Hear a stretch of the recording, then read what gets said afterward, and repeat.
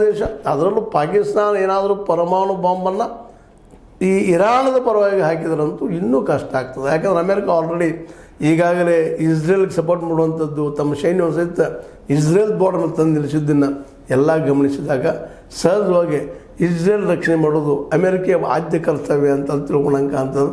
ಇದರಿಂದಾಗಿ ಸಹಜವಾಗಿ ಮತ್ತಷ್ಟು ಇರಾನ್ ಮತ್ತು ಮುಸ್ಲಿಂ ಕಂಟ್ರಿಗಳು ವಿಶೇಷವಾಗಿ ಅಮೇರಿಕದ ಮತ್ತಷ್ಟು ದೂರ ಸರಿಸೋ ಸಾಧ್ಯತೆಗಳಿದ್ದಾವೆ. ಆದರೆ ಏನು ಮಾಡಲಿಕ್ಕೆ ಸಾಧ್ಯದ ಅನ್ನೋದಿಲ್ಲ ಮುಖ್ಯ. ಯಾಕಂತಂದರೆ ಇಸ್ರೇಲನ್ನು ಪೂರ್ತಿ ಈಗ ಒಂದು ಹಂತಕ್ಕೆ ಬಂದಿರ್ತದೆ. ಇದು ಇಸ್ರೇಲನ್ನು ಪೂರ್ತಿಯಾಗಿ ನಾಶ ಮಾಡಬೇಕು ಇರಾನ, ಅಥವಾ ಇರಾನನ್ನು ಪೂರ್ತಿಯಾಗಿ ನಾಶ ಮಾಡಬೇಕು. ಇದು ಯಾರಿಗೆ ಸಾಧ್ಯದಲ್ಲ ಇಬ್ಬರಿಗೂ ಅನ್ನುವಂಥದ್ದು.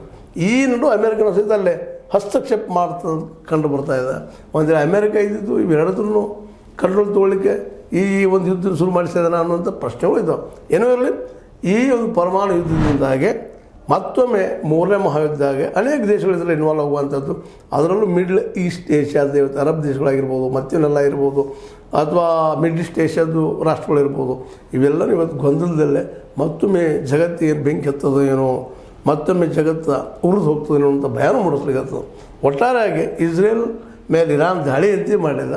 ಇನ್ನು ಮರು ದಾಳಿ ಮಾಡಲಿಕ್ಕೆ ಇಸ್ರೇಲ್ ತನ್ನ ಜನಕ್ಕೆಲ್ಲ